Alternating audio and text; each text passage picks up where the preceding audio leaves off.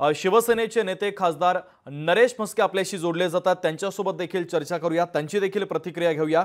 नरेशजी, स्वागत आहे। लाडकी बहीण योजनेच्या विरोधात काँग्रेसचे नेते सुनील केदार यांच्या एका कार्यकर्त्याने याचिका दाखल केली।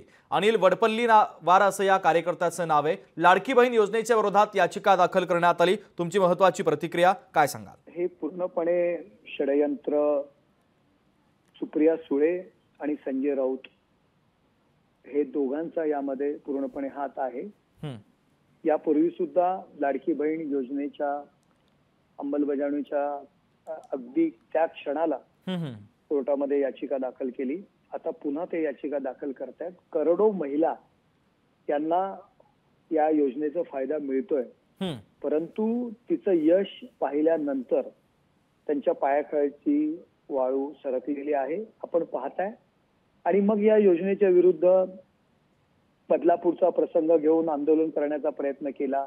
आता तो छत्रपती शिवाजी महाराजांच्या पुतळ्याचा आधार घेतला जात आहे।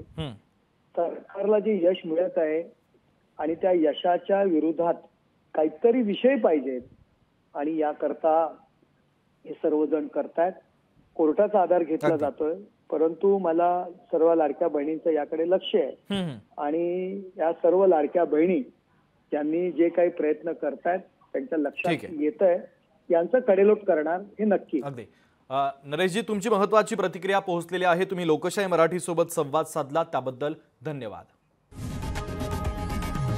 लोकशाही मराठी ऐका, पहा, जागरूक रहा।